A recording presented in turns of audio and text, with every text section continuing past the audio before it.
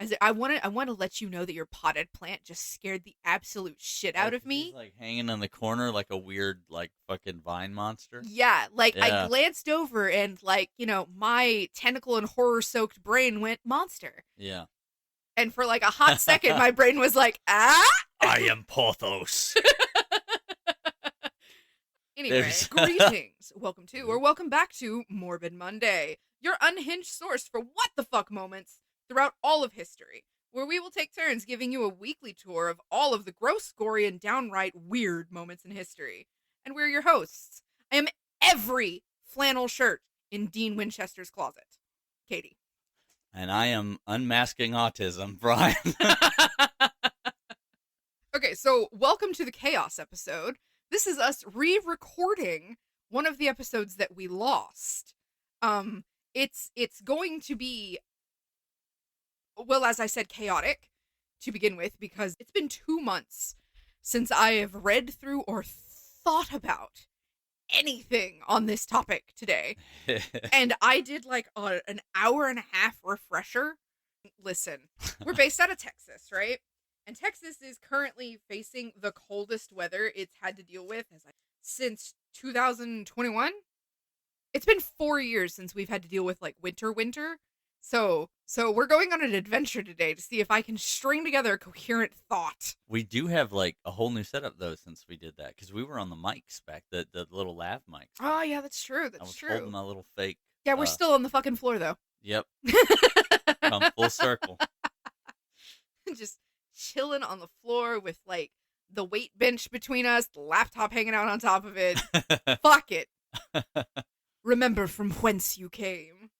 So what is our story today? So okay, this is going to be a reprisal of the episode that we lost in Conversion. Yeah. But this is the New England Vampire Panic. Nice. Starring the remarkably sad story of Mercy Brown. Trigger warnings. Shit, right, yes. Okay, so, trigger warnings for this episode are, mutilation, medical cannibalism. Gore? It's not necessarily, well, a little bit. If you can't handle dead bodies. That's probably not the episode for you. Yeah. There's the, yeah. Like, I'm not gonna go into, like, depth or detail or anything, but like, if dead bodies wig you out, we'll catch you on the next episode. As Katiosaurus would say, here's a fruit snack. We'll see you next time. Yeah, that's probably a good.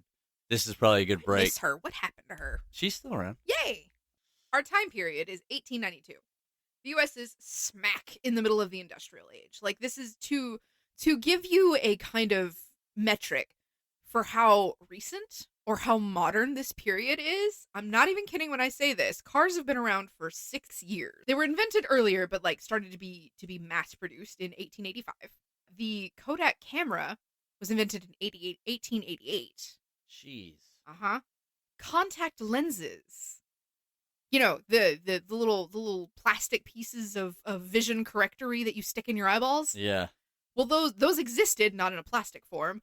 But in 1887, they were glass at that point and much larger, kind of more like sclera lenses. But yeah, still, contact lenses were a thing in the 1800s, the late 1800s. We had the escalator and the ballpoint pen, both in 1891. And I don't know why I included this in my notes, but it's really funny. The padded bicycle seat. What was it before? What was it before? Yeah, you just rode down the road with a stick in your ass. No, I think it was wooden. Like, yeah, I think it was probably more like a wooden seat panel. Almost certainly. Yeah. And Nikola Tesla applied for a patent on his system of electrical power of transmission.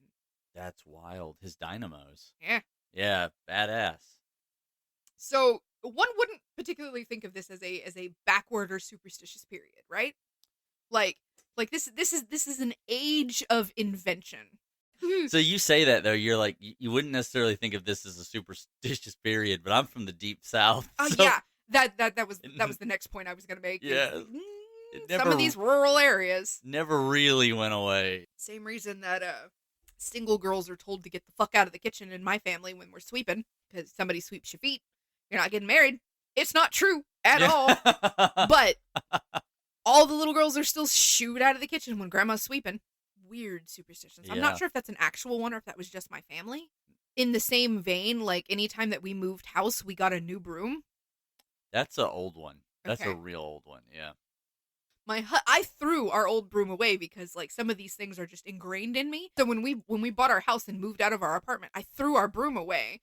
But apparently my husband didn't recognize that the broom was on the throwaway pile, so he brought the broom with us to the house. And I spotted it like the second day that we had moved in and javelined that bitch to the curb.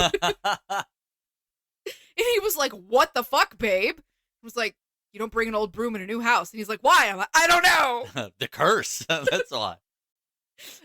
I don't know. It's just something I picked up from my mother. I'm sorry. Anyway, so humans are going to human, right? Right. Like it doesn't particularly matter like how modern or industrial or advanced a civilization it gets. They're always going to have some sort of spook, Yeah, absolutely. like a ghost story, superstition, religion. Religion is a chorus of ghost stories and superstitions. Okay. The more esoteric you get, though, Yeah, the like, more like I'm not coming for anyone Yeah, or yeah. anything. I'm just saying, like, if you break it down, like Christianity itself, homeboy comes back from the dead. yeah. Y'all worshiping a zombie, a lich. I say y'all like I'm not a Christian. Yeah. Anyway, cat's out of the bag, kids. We're old. yeah, we're old. Yeah, yeah. We just said cast out of the bag. We're Gosh. so we're in the 1800s. They're superstitious about but Fucking everything, bro. Like, and humans have this thing where they like to scare themselves. Like, obviously you have ghost stories and like, you have them stories that are designed to teach you a lesson by scaring you into it. yeah. And then so Cautionary tales. Thank Yeah, you. there we I go. could not. So the vampire panic began in like the late 1700s and then kind of ran like almost all the way into the 20th century. Like people just wigged about vampires. And every culture and every nation of the world has their own version of them, and that I find that super freaking cool. Yeah. Like if you were to take all of the legends of vampires and then line them up like back to back to back to back to back to back to back by region of you can see the progression, how the story changes from word of mouth. Yeah, there's definitely like I'm aware of a sudden influx of vampire lore, or specifically Draugr lore. Draugur's a good example. Yeah, Good job. as it like enters London at about the same time that Bram Stoker was writing his book, and it caused like a massive explosion. And like Bram Stoker got everything wrong, Yeah. about the lore of the region. So as far as I understand, like the myths of this time in America Is all convoluted and fucking nuts. Like Yeah. there is no established when we say vampire, like what immediately probably jumps to your mind is crucifix, wooden stake, garlic. The established mythology of a vampire. Yeah, and in the almost in the Bram Stoker sense. Yeah, I mean, well, that's kind of our tie-in. He would have been the at this point. His Dracula isn't out yet. Oh wow! It comes out after this incident, and it is rumored and thought to and almost confirmed that he took a lot of inspiration from these incidents in New England to add to the book. Like I said, almost confirmed, not entirely like 100%. We got this in writing. We suspect, and it is kind of like nodded, but nobody has said yes. So how do we get here? Because the original vampire is a person who has died, that died early or died tragically, that comes back from the grave, mostly to either cause disease or because he's jealous that other people are still alive. And so it's not, as far as like the earliest vampire tales, there isn't really a blood drinking involved. It's more like they just kind of cause problems. So in some of the earliest terms of vampirism, it was less like the bodily drinking of blood, like your life's blood. It was more like siphoning your energies. Yeah. And in it, I mean, depending on your verbiage, your humors. Yeah, because that was the thing, right? People would blame them for like pestilence and stuff. And like some of the earliest accounts in the New England vampire panic, because like when I say the New England vampire panic, it wasn't just like relegated to one place. It was pretty widespread. Like I focused in particular on Mercy's case because it was one of the most well documented, because at some point somebody called the press. So from here, I will launch into our story. So the New England vampire panic happens right about the time that a particular disease that's kind of been chilling in the shadows and being real tragic hit a boom. And you and I will know this as tuberculosis. Yeah. But back then, it was more commonly referred to as the consumption. Right.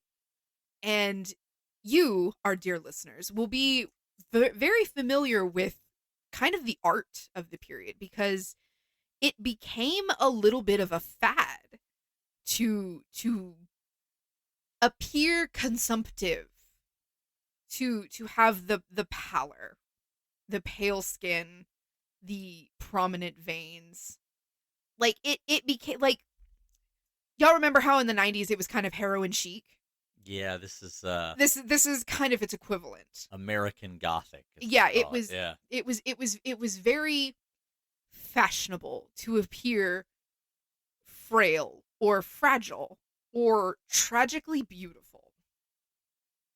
And tuberculosis, for those that don't know, has been around for about 70,000 years in some form or another. It's one of them real tricky viruses that really likes to mutate. At this moment, like at the time that I wrote these notes, there's an estimated 2 billion people infected with tuberculosis, even now. 2 billion? 2 billion with a B. How many people are in the world? I don't know, like 8 billion? That's crazy. What the fuck? Is it just like... Well, it comes in several different flavors, and we've managed to cure like the like 6 big scary ones.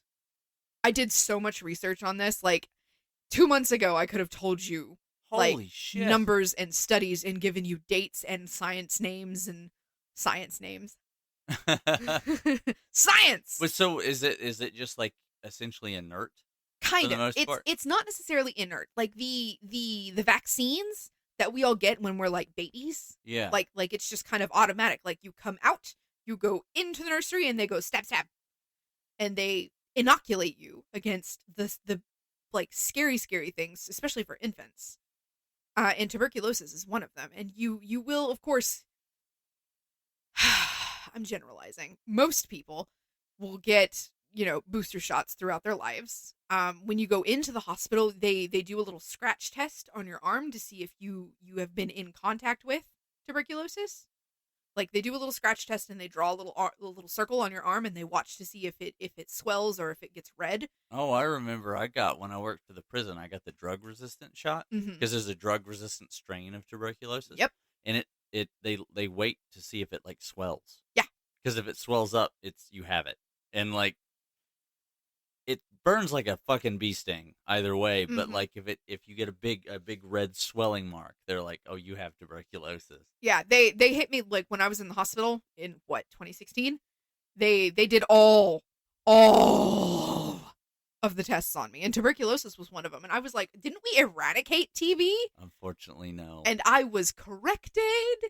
I think I made this nurse's day because I was asking all of these questions about it. That's wild. So at some point we should look that up and just see like why 2 billion? Like, are they counting the vaccination numbers?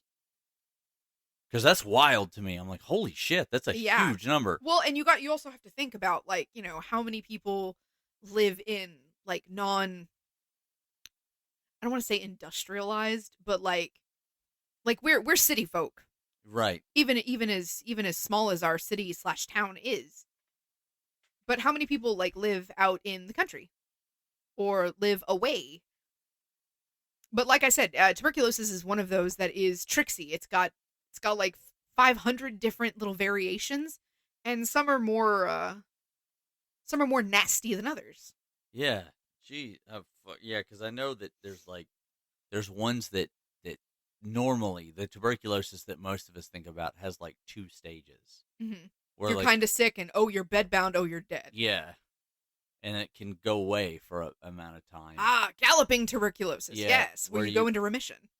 Yeah, that's the galloping ones, like where it takes you real fast once it starts up. No, right? galloping is the one where you go into remission, you're fine, and then suddenly you're dying again. Oh shit. If I Yeah, recall 'cause- correctly. Well, there's one that there's one that's like a slow thing, which is the consumption that like lasts for like years. Yeah. And then there's one that when you get it, your lungs can trap it in like little pustules, Mm-hmm. and then you're fine until your like immune system is tested, or you're under a lot of stress or whatever, and then it can get back out. Yeah, the sleeper agent one. Yeah, this thing is nasty, and there's a reason that it wasn't until 1940 that we managed to start curing it. Yeah, fucking sulfa drugs. Yeah. Yeah. Antibiotics, bro. Yeah. So in 1892, it was raging across everywhere, virtually unchecked, because we didn't really have vaccinations at that point. TB is one of those that you're either immune or you're not. And at this point, most people just had it. It would work its way through family units, through social circles, and it kind of depended on which strain you got or how hardy your immune system was, whether you caught it and cacked it in a month, or if you kept it for 10 years. And some people just walked it off. Yeah, apparently, from what I'm reading right now, because I had to fucking know. I When know. you told me that. I was like, 2 billion? What the Yeah. fuck? It's latent. Yeah. A lot of people just get latent infection. So essentially, it lies dormant, and maybe it will never activate inside of them. Oh, yeah, and so many people are just straight up carriers. Like, Yeah, they have no that's- reaction to it. That's nuts. I would have never thought, when you said 2 billion, I was like, that can't be right. No. And I had to look it up. And I was like, no, that's... I told you What when we the did this fuck? episode originally that I spent like several days just reading medical journals. We did not mention this at all in our previous recording of this episode. That's why I'm reeling. Oh, yeah. Congratulations. I'm actually like using my notes like a script. New All Year's resolution, baby. All right. Let's go. So, all right. So we've got tuberculosis. Tuberculosis is fucking everywhere. Yeah. And we're Ironically, one of my favorite movies deals with tuberculosis. Moulin Rouge. Oh yeah, that's right. She's, Also starring Ewan McGregor. Hello, Obi-Wan. Yeah. That's the first time he left the temple.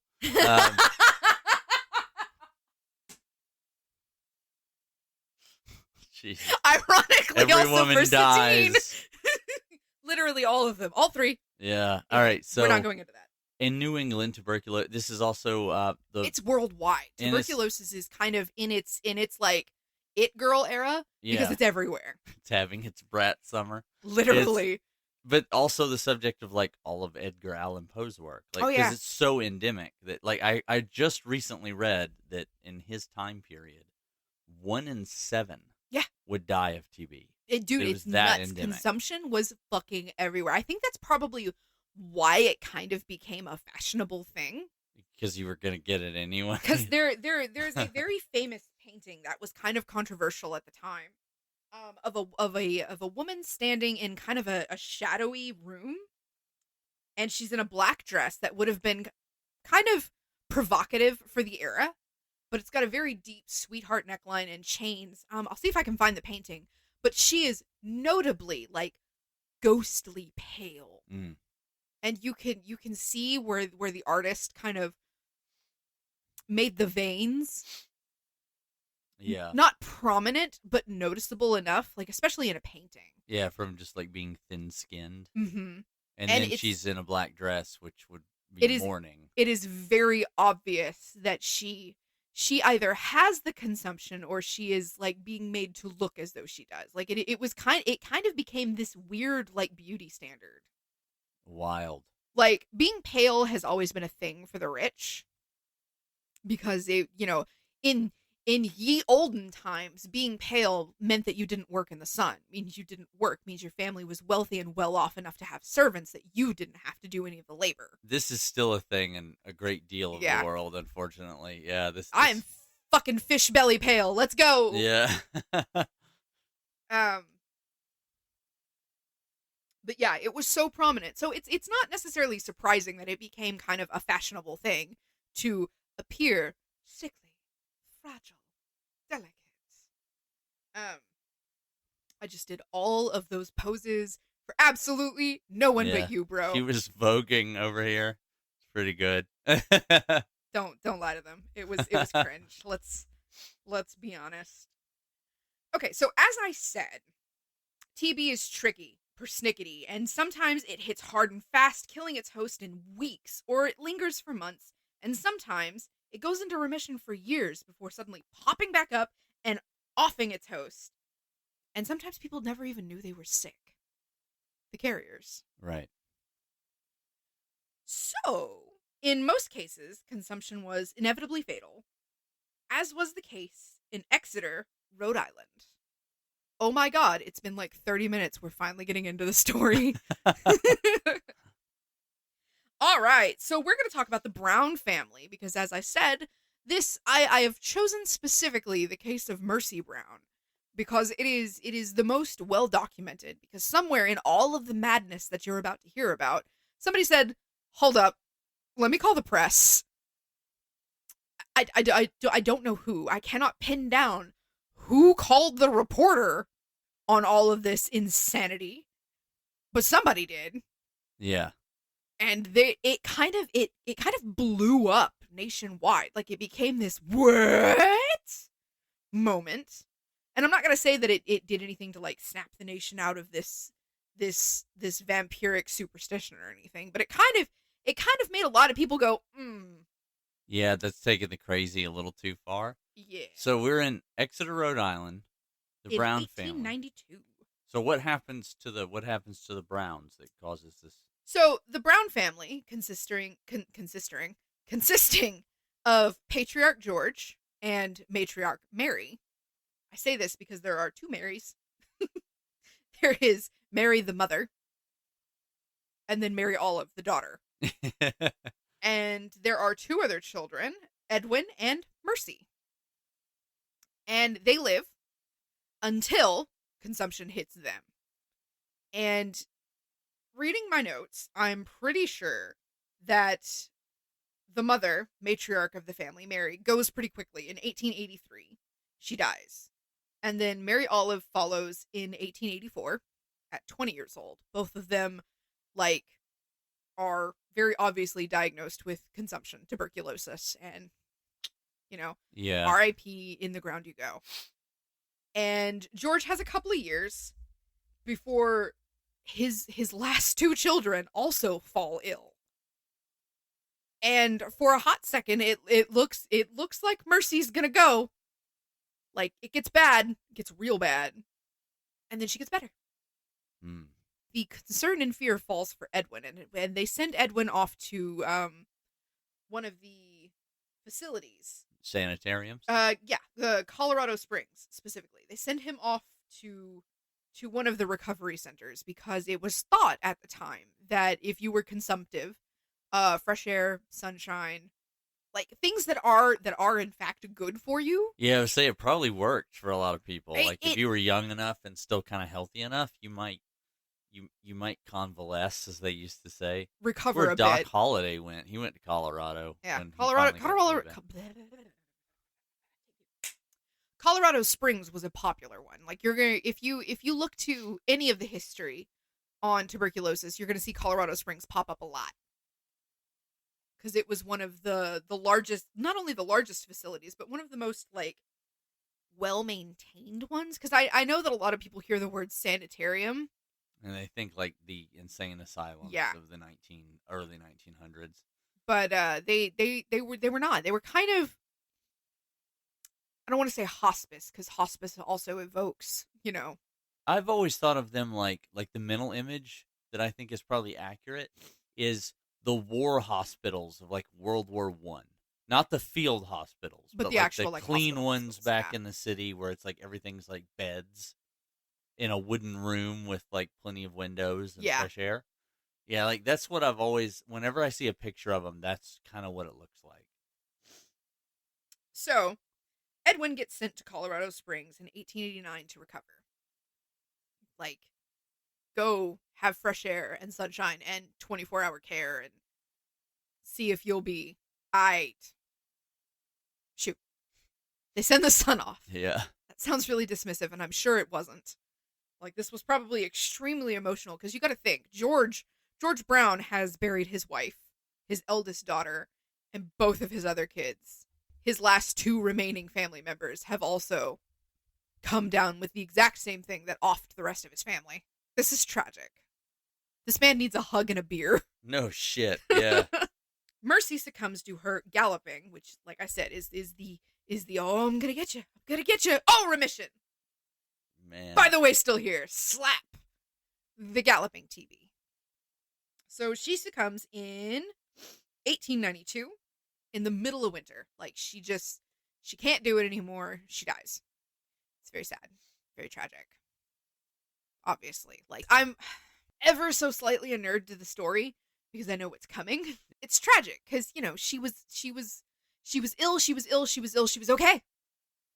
And then suddenly she is on her deathbed. Yeah, that's the thing with a lot of these, like, horrendous diseases. Like, syphilis is like this. It has, like, stages to it. We still need to do the syphilis episode. Yeah, we're never going to, though.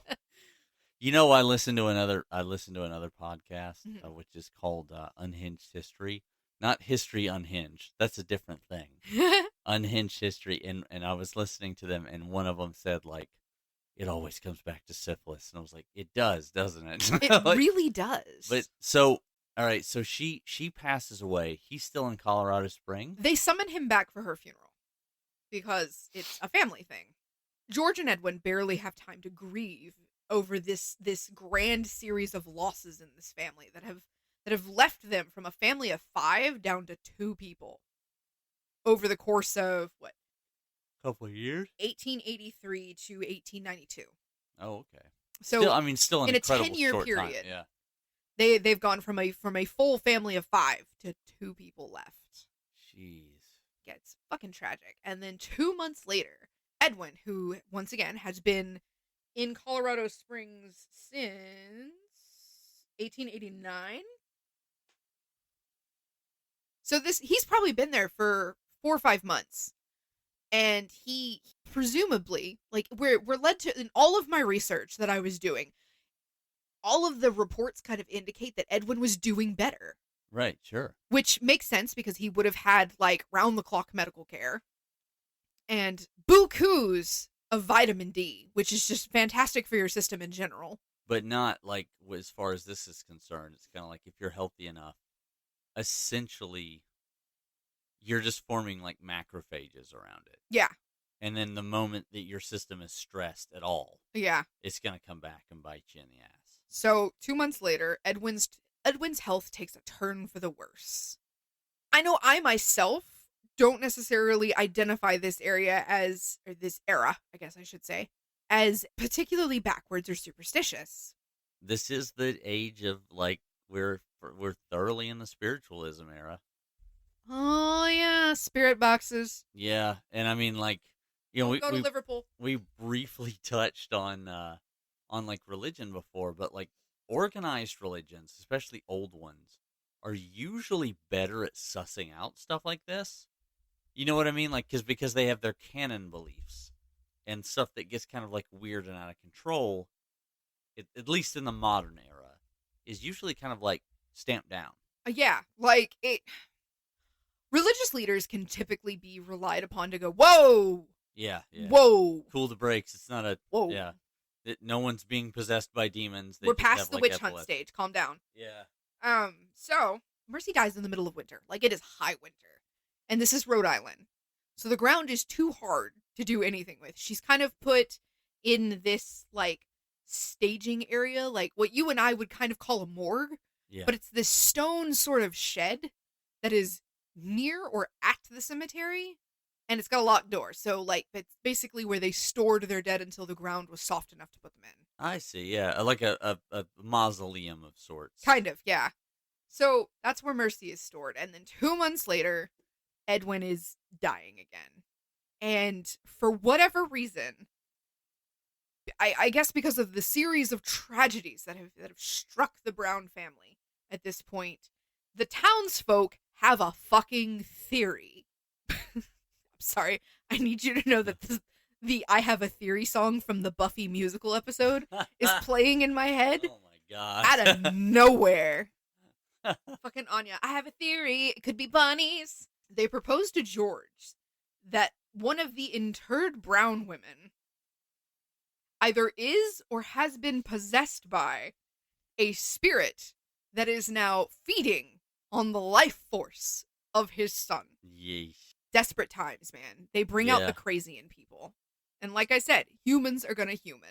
Like, yes, they will. It's kind of just in our nature. Like, I myself am in no way, shape, form, or fashion immune to this.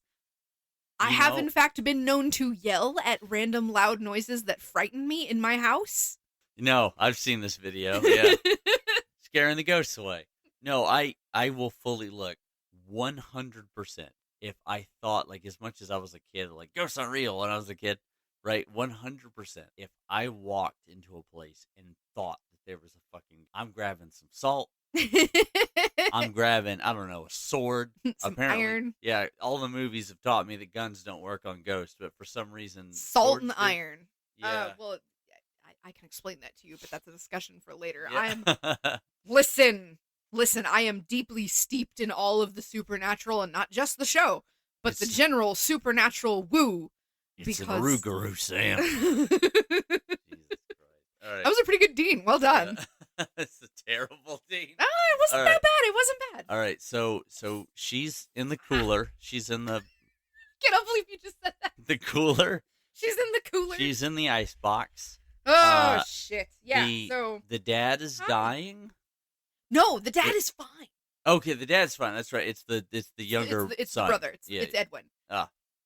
And Edwin who has been diagnosed with tuberculosis, or rather consumption. Yeah. At this point, is his health has taken a turn for the worse, and for whatever reason, the townsfolk needing something to blame this affliction on, because I presume it's pretty widespread at this point. Oh, yeah, probably never left. But so they have a theory. They have a theory that it is that either one of the previously passed away women of the Brown family either has been possessed by an evil spirit or has become an evil spirit that is feeding on Edwin. Like, sucking away his life force. And they're gonna do what about this? Wail. I told you that this is the New England vampire panic, right? Right. And I just focused in on one particular case. But there are a myriad of ways to deal with an evil spirit, because the word vampire didn't really get thrown around until the press got hold of it. So it was never like, these poor rural townspeople never went vampire. They went evil spirit. Yeah. And there were various ways to deal with this. You and I are well versed on some of them. Like, sometimes these bodies were dug up and then said body was flipped over, like just laid on its stomach face down to confuse the spirit. Some of the more gory ones, they were pinned to their coffins with iron stakes. Right. That's the stake to the heart thing. Yeah, and then even more so, some of them were beheaded, and the head was placed down by the feet. There's lots of it, and each one kind of gets more gruesome than the next. They would put the sickle over their neck, so when they rose or when the spirit tried to come up, yeah, that one was pretty cool. I remember writing down a whole bunch of these, and we had a whole conversation about it, and I can't remember any of it. Some now. of them are really cool, like, because there's some like, stuff that's or the pouch full of beans. That's the thing. Yeah, there was a lot of herbal ones that were kind of like, we'll bury them with wolf's bane and whatever. Or grains of rice to make them count it. Yeah, because they were supposed to stop and undo knots. Yes. Well. So they would tie their body bag. So that's full of knots. That's where a lot of the vampire folklore comes from. Is the general kind of folklore that came up from this, because the vampire panic didn't only happen here in the US. It was all over. Like, it was all over Europe, England, Like, it was everywhere because tuberculosis was everywhere because it was an airborne Yeah. virus. And even before that, like the funny thing about like the counting the grains of salt or rice or undoing knots. Isn't that one like specifically kind of like Russian in origin? And it's also though what you do with like Fae. Oh yeah. So like right we're coming at this realm of like the otherworldly I've been abandoned. and not necessarily the like evil undead blood sucking like the stuff that they're harkening back to was just like the general other folk. Yeah. You know? Or like the people that would leave offerings of milk or honey at the windows. Yeah, for like anything from gnomes to passing spirits. Yeah. Yeah. I enjoy that they were using the folklore that they had. Yeah. However, at this particular time, we did have germ theory and science. Right. Like, tuberculosis had been identified at this point. We had people that were already trying to sterilize instruments in operating theaters to defeat infection. Yeah, let me Like, look that we up. had Pasteur. Or Joseph Lister. Pasteur was also like disproving what was it, spontaneous Generation. That's it. Thank you. We had rudimentary microscopes at this point. Like, we had viable science. Louis Pasteur, vaccine development, created a vaccine for cholera and anthrax, which are both common issues on farms, and famously created the first vaccine for rabies in 1885. See, and all of this is going down in 1889. Yeah, we are thoroughly in that. I do know that he was very much contested, even in his day, even after his stuff worked, because like on his death, he died in 1895. In his last days, Lister came and like met him at his birthday. Yeah, he had a big birthday party where he was being celebrated, and Joseph Lister came from Scotland, I think, at the time. He may have been in London, because Pasteur was not a doctor. Like, not a medical doctor of any form. So, Lister was putting his theories into practical, like, daily use. And with surgery. Because germ theory, he was sanitizing his tools, washing his hands between patients, changing his aprons or socks. Yeah. Like, and people were living. Yeah, he like, infection wasn't as prevalent. It was literally proven. Yeah, because he had somebody build this sprayer. Yeah. Which would fill the room with a fine mist of carbolic acid. And he would like dip his tools in it and wash his hands, and he mixed it with olive oil so that he could make a salve on people's skin. It was the first real like antibiotic solution. Yeah, like at this point it's fucking proven, right? Yeah. Like, by the 1890s, at least academically, people know this works, but people still fought it. I don't know why, because he was having a much higher success rate of people surviving. We've had this conversation before. I'm getting such like hard deja vu. Yeah, like I read a book on it. His surgery success rate, like his survival rate, jumped up from like 30% to like 70 or 80%. Yeah, he was one of the first doctors to be able to reliably cut into a person's sternum or abdominal cavity and have them live. He did amputations, everything. Yeah, it was crazy. So like at this point, People know that consumption is not a curse. It's not a spirit. It's a virus. It is a germ. It is an illness. Right. And yet, Exeter, Rhode Island, and people are going, it's an evil spirit. I mean, what do you do though? Because like even with germ theory, I know you can't do anything about it because they don't have antibiotics like we think of them yet, and they don't have vaccines the way that we think of them. Right. You have to have. Well, like we talked about the smallpox thing at one point. The antidote for that is cowpox. Yep.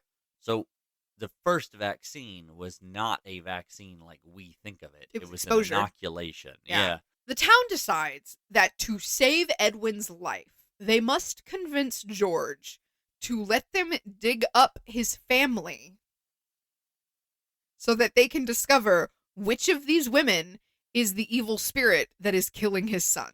There's an element to this that's kind of gross to me, but I'm gonna. It's horrifying. On that vein, George says no. Like he holds out. He's like, no. Yeah. No. This is crazy. Let my family rest in peace. I'm already losing my son. Leave me alone. And eventually they wear him down, and he finally goes, fine, do whatever you want, but I'm not going to be there. So he refuses to attend this exhumation of his family. And mind you, at this point, it is just like warm enough, because it takes them quite some time to wear him down. It's 2 months, and Edwin's health has taken a turn, so he's obviously stressed out about that. And then it takes them a month or so for them to talk him into letting them dig his family up. And at this point, Mercy has been interred finally. Like, she's been buried. And I assume that he's like, I just put my daughter in the ground. Can we leave her? Like, let her rest, please. So he continuously tells them no until they finally break him down. But he refuses to be there. And in his place, a doctor goes. I don't know why. Because the doctor would have been like, yeah, this is textbook tuberculosis. Well, we assume, you need an official, right? Well, here's the thing, is that the doctor will later confirm, like, once they basically, they dig the family up, the wife and both daughters, and the wife, it's been 10 years since she died, so she is decayed to the point where it's just bones and fabric. Yeah, because we're in the pine box days. Yeah, right? They're not and embalming. There would have been no embalming process, no formaldehyde, preservatives. We have a friend that's a mortician. I should be like pretty inoculated against these thoughts and terms, because listening to her talk sometimes. Yeah, she's real happy about it sometimes. It's very off-putting in the best possible way. And I don't mean to, like, that's not like a jab at her. Like, it's funny. Her enthusiasm is endearing. Yeah, it's really just like. I love that you love your job. Please stop telling me about how you stick drains in dead people. I don't have a problem with it. Like, I speak as much medical as you do. But, like, I don't need to know what the butt plug corkscrew looks like. Thank you. Amazing. Conversations we've had around dinner tables. So, George relents, and but he refuses to be there. And in his place, the town doctor goes. And the town doctor will later go on record as saying, yeah, Mercy's lungs was just full of consumption of tuberculosis. Like, she very clearly died of the consumption. The town digs up first the mother and finds her properly desiccated. And then Mary Olive is next, and she is also acceptably decayed. Dead enough. Yeah. And they put them both back in the ground, and then they get to Mercy. You don't look like an evil spirit. Yeah, right? And, okay, so you all know where this is going, obviously. They decide that Mercy is, in fact, the vampire. But because why? The qualifications of an undead person's or evil spirit are things that we today would recognize as a regular part of decomposition. So they qualified someone as undead by recognizing, quote unquote, that their skin would appear plumper. There might, in fact, be a bit of a rosy hue to said skin. Their hair would be longer. Their nails longer. Their teeth would appear longer and or sharper. And they would look for, specifically in cases like this, they would look for blood around the mouth. Sure. Now, dear listener, you and I all recognize all of these symptoms as decomposition. Yeah. Your body is dehydrated. You bloat. Yeah. Before you begin to decompose, and there is the fullness and rosiness to the skin. And then also the blood, which is probably not blood. And then later in desiccation, your skin dehydrates and peels back. Your nail beds shrink away from your nails, giving the appearance of longer nails. Your gums do the same thing, which would, like, I don't know about y'all, but my canines are pretty fangy, like, just kind of naturally. So, Yeah, let them pull back and be as big as they actually are inside of your gums. And yeah, now you've got, like, 1.5 inch long teeth. Yeah, that's gonna be pretty fangy. And then they look, okay, so they dig Mercy up, and Mercy's only been in the ground like maybe a month at this point. And mind you that she died in the middle of high winter, so she's been frozen for the last like 2 months, because she's been in an above ground stone sort of like mausoleum holding space. she's been a mercy sickle. It was a terrible joke, and I really wish I hadn't said it. For the last like 2-3 months. And then they just put her in the ground because the ground is just now soft enough to dig a grave. And they pull her up and open the box and go, "Oh, that bitch ain't dead." But like probably a little more respectful. I like to imagine exactly like that. Of the very esteemed doctor, that bitch ain't dead. Yeah. And they decide that Mercy is in fact the culprit because she exhibits signs of life. And also, it's been winter, so she simply has. And she's only just now begun to decompose, even though she's been dead for 3-4 months. Right. Because she's been frozen. And it's Rhode Island. And so it's like Rhode -20 outside in the winter. Yeah. She's been frozen. So they decide that Mercy is the culprit and proceed to do this graveside autopsy to further confirm their suspicions. Which means they cut this poor girl open and took out her heart first. And in her heart, they found like liquid, living, quote unquote, living blood. Yeah. I'm laughing because I'm uncomfortable. I'm sorry. She's defrosting. So, of course, all of the fluids that have previously been frozen are now beginning to unfreeze. Right. And then they pulled her liver, too. And something in her liver indicates that she's... That was an old thing. All right, so that's from way old stuff. That I don't get is the liver. So in old vampire stuff, right? People would look for a white liver. Oh, I was right. It is. It's March 1892. Yeah. So we now know when you're talking about like Slovenia, what is now Slovenia and Romania and all that kind of stuff, right? They would dig up corpse and one of the signs was that it was like a white liver. But given the level of alcohol consumption of the time, we now know that this is just fat, right? Like from our meat candles episode where we talked about adipocere. Yeah. Right? So adipocere is fat that is exposed to cold, damp environments. So a grave. It pulls to the outside and solidifies like soap in a process that's called saponification. Livers, when diseased, or if you drink a whole lot, you might succumb to what's called cirrhosis, and you get a lot of fat on your liver. And so the white liver is it's a fatty liver. Yeah. And even if it wasn't, it's frozen. So that's going to happen anyways. So, like, that's one of the things that they would look for, which is really weird to me. But something that a doctor would probably, even in their day, recognize immediately. Yeah. But through this graveside autopsy, that they decide, yep, all indicators point to evil spirit. So they remove her heart and her liver, and according to this mishmash of superstition, they burn it on a nearby stone. And that is mentioned, this burning of the heart and liver on a nearby stone is mentioned in every single telling of Mercy Brown's story. And I don't know if it's just because the rock was there, or if this rock has some sort of like symbolism. I don't know.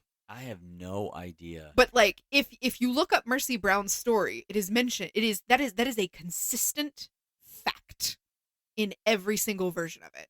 There are variations and deviations in every report or every telling of it because that's simply the nature of the game. Like, if you're going to read different accounts, you're going to get different people's opinion. But everybody agrees that they pulled out her heart and they pulled out her liver, and on a nearby stone set them ablaze and burned them to ash. That had to have been an old superstitious thing that I'm just not aware of. Same. Like, the idea of burning something in order to purify evil is worldwide. Oh, yeah. Right? Like, that's everywhere. That's because fire gets rid of disease.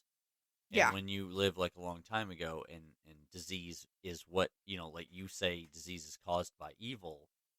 One of the ways to get rid of, say, evil out of food and clothing and all that other stuff, or dead bodies, for instance, is to set them on fire. Mm-hmm. And so for that reason, fire is known basically worldwide in religions and folklore as a thing as of a purifier, yeah. But why specifically the heart and liver, I have no idea. I got nothing on that one. Like, I in particular, like me, the weird kid that was like, vampires! Like, all throughout high school. But so they've burned them to ash at this point. And as part of this final cleansing and cure, like to halt the possession of the evil spirit and like to save Edwin's life from being drained away, they make this tonic out of the ash of his sister's heart and liver and make him drink it. Medical cannibalism. Here we go. Yeah, also just like gross. Yeah. Gross. Think about that. You're already like sick and you've pretty much come to the conclusion that you're going to die because tuberculosis is kind of a given death sentence. Like eventually. Like you're either gonna get you eventually. It's gonna get you. Because he's not there. No. Right? So they're knocking on Edwin his door. Edwin is not graveside. Hey, we got something for you to drink. Is it Malort? No, there's dude, I mean, really, I mean, like, they knock on your thing, and then somebody's just got, what I assume is not, because in my head, right, if I'm writing this, it's like a fantasy or a story, like horror story, in my head, it's a cool potion bottle, but you know it's just a fucking flagon. It's just somebody's cup. Or just a wooden cup. Yeah. Yeah. And then you're just like, that's crazy. Ash water. We made this for you. Please drink it. Yeah, and it'll cure you. Don't ask what's in it. Your sister. Straight up ash and body parts. However they manage it, they convince Edwin to drink it. At gunpoint, I'm sure. Yeah. Who knows? It's tragic because these people were probably genuinely trying to help. Yeah, in their worldview, this is the thing that will banish this evil spirit and maybe save everyone's life. Yeah. So, like... But, yeah. like, in disease theory... Right. We know that there's a non-zero chance that if he didn't have it before, he's about to have it. Well, he was confirmed to have had it. But, like, all of you that were breathing in the smoke, congratulations! Or standing around the thawing... But, like, normally dead bodies are actually very safe.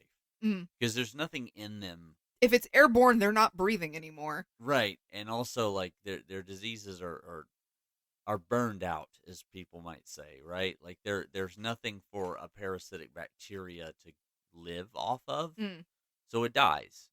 There's no living cells for a virus to replicate in, so they typically die. Sometimes, not always, because there's some things that can stick around forever. But like bodies are surprisingly safe. This scene of that is so horrifying. They rebury Mercy, and then they bring this horrible concoction, tonic, potion, cure to George and Edwin, and are like, hey, Edwin, drink this, and he does. And then, like, 2 months later, he dies. All that drama for nothing. Yeah, for something we know now was never going to work, but, like, they were desperate. I know, and I get it. I understand that they were legit trying to help. In situations like the vampire panic like this isn't the only case of situations like this. Like in I think in the 80s, a couple of kids like were playing around in town, like out on the farm, and found like a forgotten graveyard and dug up one of like as kids do, just digging around, and they found a red coffin that had been like nailed shut. And it turns out that, like, upon further digging, like, oh my god, they found an old graveyard, but this was like a vampire grave. Like they found it through like town records and histories. Yeah. That this grave had been. I don't remember all of the story anymore, and I'm really sorry because it would have been a great way to cap this episode off, but I don't remember it.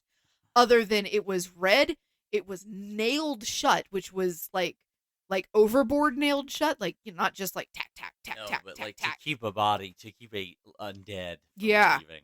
And it had been branded with a like either initials or some sort of like identifying number.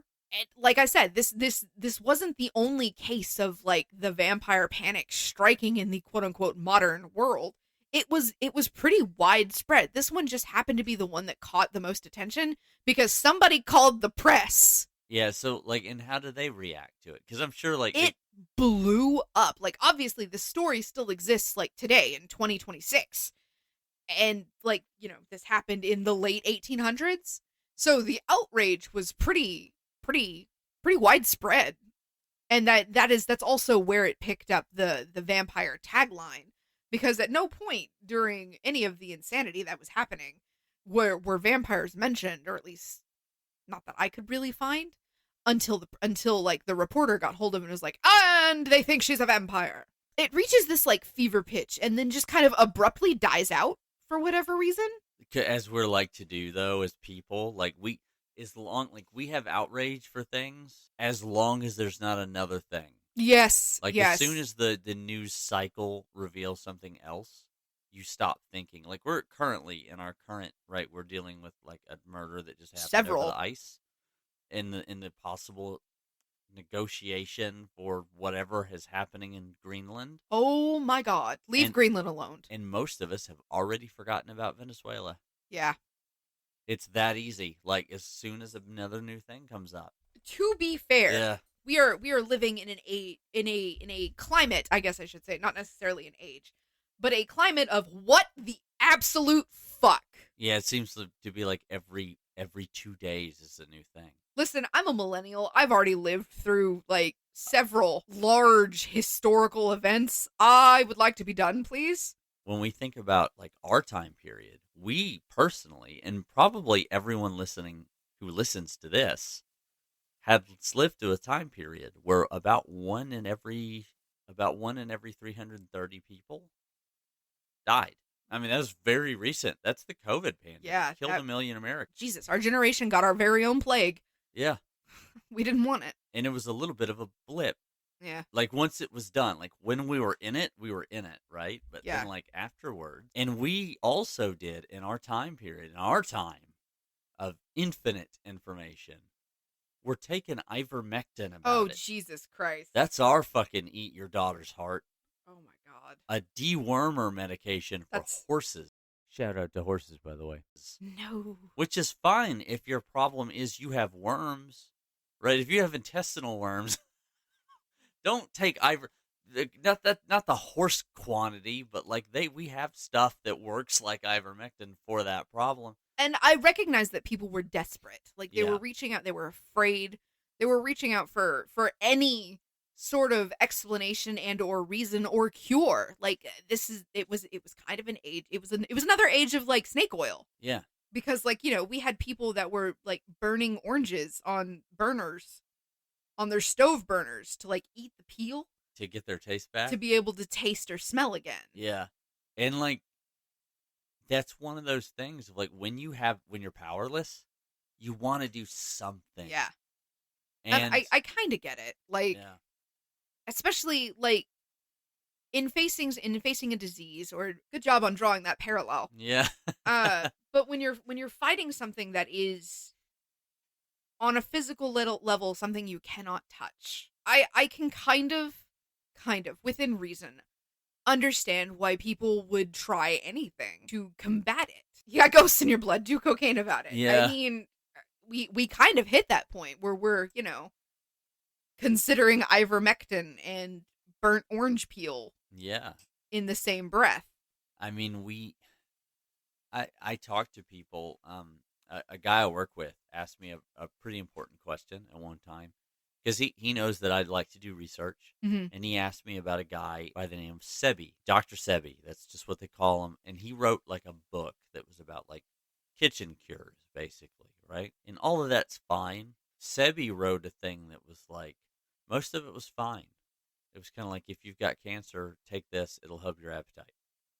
And there's plenty of stuff like that, right? Like, he had a lot of stuff with turmeric in it. Turmeric is generally known to be very good for your health. It's an anti-inflammatory. It's not a cure-all. It will not stop AIDS. Yeah. And that is one of the things that was like in his book, was like, here's a treatment for fucking AIDS. And I was like, no. That's not how that works at all. We still have, there's still people eating fucking vampire hearts. They're still around.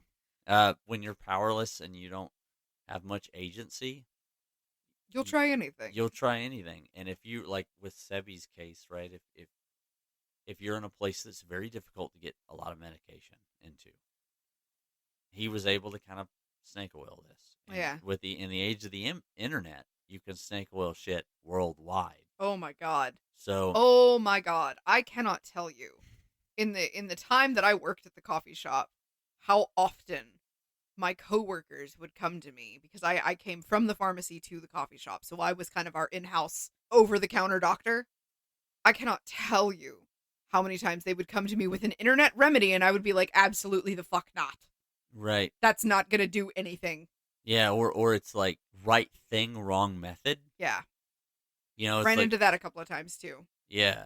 Like, apple cider vinegar is good for you. It's not going to cure a common cold. No. Nothing will cure a common cold. No. That's It'll not help how your that works. gut biome. That's about it, yeah. Make you poop better. Yeah. There's a lot of stuff that drinking a cat full of olive oil is good for. Most of them are intestinal issues. So, like, And hey, if you're like speaking as someone with Crohn's, yeah. if you are having like an awful Crohn's flare, take a shot of olive oil. Yeah. Give it 30 minutes and your pain will likely, if you have the same issue that I did, your pain will be relieved for a few hours. Yeah. I don't necessarily know why that worked, but it did. Soothing. And probably because it's moving whatever's causing the flare out. Ugh. And like, but so like that's I got desperate. Yeah. In like 2016 to like 2021. Like there was had I come with you and told you like, oh, wear this crown full of crystals, it'll stop your pain. Oh yeah. If it had worked for like 30 minutes. Yeah, you saw me. Yeah. You guys were there for almost all of that. Yeah, like I spent 2 years dying. Yeah, you wore a black dress and you were standing in a darkly lit room and we painted you. No, but there was you. I remember. Paint me like one of your Gibson girls. I remember seeing you like I hadn't got to see because I was working a lot. I hadn't seen you in like 2 months, and then I walked in and I was like, "What the fuck?" Like you had lost a ton of weight. Yeah. And like I not was in a good way. Yeah. all the time. Yeah, man. But so like in that position, right? That was also probably when I was still seeing that quack doctor too. Yeah. But that quack doctor got it right at least once because he's the one that told me to take a shot of olive oil. Yeah. Bet. And then you went to like a legitimate gastroentomologist. My husband carried me into the emergency room. My doctor looks like Lando Calrissian. Yeah, he does. I love that. I'm not gonna say his name because that'll really sight in where we live. But there's yeah, I remember you said you walked into him and he was like one test and he was like, "You've got Crohn's." Oh, dude, yeah. And it was like, oh man. I made the listen. My husband carried me into the emergency room like throwing up. Like there was blood in my bile that I was puking. Like it was tragic. Like there was a hot second there because I was getting ready to go to work. I was trying to go to work like this. Ugh. He carries me into the emergency room. I get like admitted almost immediately. And they're like, "Who's your primary physician?" And I was like, "I'm not calling the quack. I would like to see the doctor that I was going to before I was convinced to go see this nut job." And they called him and he showed up that night and he looked at all of my lab results and he said, "I think you have Crohn's. I want to do one more test." And then like at 5:30 that morning, here's steroids and some pain medication and an anti-anxiety thing because I'm pretty sure you're freaking out. Go sleep. And then I spent a week in the hospital. Yeah. And I was pain-free that entire fucking week for the first time in 2 years. Probably fucking euphoric. Yeah. Jeez. He walks back in. Good news. You don't have to eat a vampire heart or anything. Dude, yeah. But in that 2 years, you bet your sweet ass I would have done anything. Yeah. If they'd have been like, "This will cure you." Yeah, bet. we see it in cancer patients all the time. In looking throughout the internet, that a lot of people they'll get in. Like, I'm not saying these vampire people are cons. I think they just believed this. But like human desperation will allow you to accept fantastical things. Yeah. For the promise of the end of suffering or a cure to something. Yeah, and in New England especially in New terribly poetic for my dumb ass. No, it's good. You do write a lot. True. Fan fiction. But like New England was also the place where like you have a lot of very witch hammery type people. Yeah. Right? Like there was a period of time where some very radical religious elements moved into New England and they kind of stayed there for a while. And if you're going to get this in any place, it's going to be there or like maybe some parts. Appalachia gets a really bad rap around this. Appalachia is a host unto its own with folklore and traditions and like a little bit of witchy woo. Yeah. And but it's cool. It has its own thing, which is probably a little bit of like indigenous tradition as well as like old Irish stuff, and also some African traditions as well. Oh yeah, obviously. There was a lot of stuff in there that melded very seamlessly, and so I don't really like to like bag on them because that every movie ever where there's like some old some old crazy shit in the woods is always in Appalachia, and I'm like, Cabin in the Woods? Yeah, it's like, strangely enough, it's a pretty normal part of the world for this kind of stuff. Like, I think you're way more likely to run in, especially in the 1800s, to somebody like, it's a vampire in like New England. Yeah. 100%. Not in like the big cities. But like one of my favorite ghost stories of all time is Washington Irving's Sleepy Hollow. Yeah. Which takes place in a little Dutch town in New England. Yep. And so, like, yeah, that it's a light. But on the list of actors that are way too pretty for their role, Donnie Jepp. Whoa, Donnie Jepp. Donnie Jepp. Johnny Depp is Ichabod Crane. Yeah. Sir, you are way too pretty. Yeah, for real. It's like you read the book or you watch any of the old movies, and it was like, you mean that tall, lanky fucker with a giant nose and like skinny, Ichabod's big supposed old to be eyes goofy looking. You're way Yeah. too pretty. Let me backtrack just a little bit. Let me rewind that just a bit. In keeping with the beginning of this episode, where like we were talking about folklore and how humans just like to scare themselves and scare each other, and like superstition kind of as a whole, ghost stories. Yeah. I mean, the Headless Horseman. Come on, Right. Vampires. Fucking a badass story. All of them are kind of badass stories. I love it. Most of them are like Yeah. they're very. You gotta tip your hat to storytelling from way back then. Like I think we as a modern generation might have gotten a bit lazy with storytelling because we have been exposed to a plethora of entertainment at large. Like and even as a writer myself, I'm not going to exempt myself from this at all. Yeah. Cuz like, everything's kind of fan fiction of everything else at this point. Yeah. Like Dante's Inferno was self-insert fan fiction of the Bible. All right, so in conclusion, don't eat cadaver parts. Don't do it. Not only because, like, in this modern era, most of your bodies are going to be contaminated with various preserving chemicals. Chemicals and crastics. I'm fucking We're all tired. filled full of plastic Microplastics. shit now. Yeah. So don't eat people. Yeah. Like, just don't do it. Whether they're alive or dead, just don't. Like, Hannibal looking at you, please, sir. Strangely enough, Huh. there's one bit we talked about in a previous thing, like medical cannibalism. We Yeah. talked about it today. We've touched on medical cannibalism many times. But you know what? We still do it. Eh? I would say that medical cannibalism is still very much alive and well. Because you can, today, go down to your local pharmacy and or HBA, Health and Beauty Accessories department of your Walmarts or Targets or any of that stuff. Am I about to fight you? And buy placenta. I hate you. It's still it's still around. Yes, It's still yes. around. Yeah, I'm actually well versed in that one because Yeah. my little sister was like, "Should I keep the placenta?" And you know what? Strangely enough, there is some evidence to show that And pretty it- much there it's is a mammal actually some- thing. yeah. But yeah. That That's a wild, isn't it? Yeah, it. We still do it. Yeah. We're God still- damn it! We're still taking ivermectin. We're still eating placentas. I'm tired, Brian.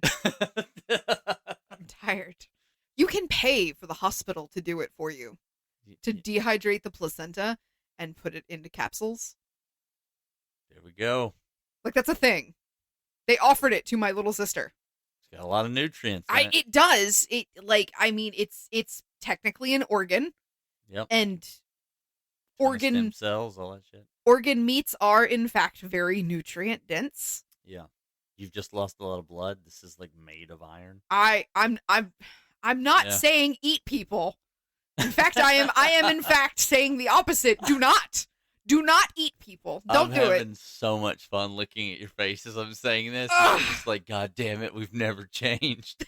Yeah. No. All right. Thank you for joining us on this recap episode. It's your turn next time, motherfucker. All right, we'll catch you guys next time. Bye. Bye. Hey, this is Brian from Morbid Mondays. If you like the show, please consider stopping by at our Ko-fi account. That's ko-fi/Morbid Mondays. It's $1 a month, or just any one-time tip. And if you would like to help us fund our future endeavors or just want to show a little bit of appreciation, awesome. Thank you so much for listening. And if you don't. Whatever. Have a great day. Thank you so much for listening.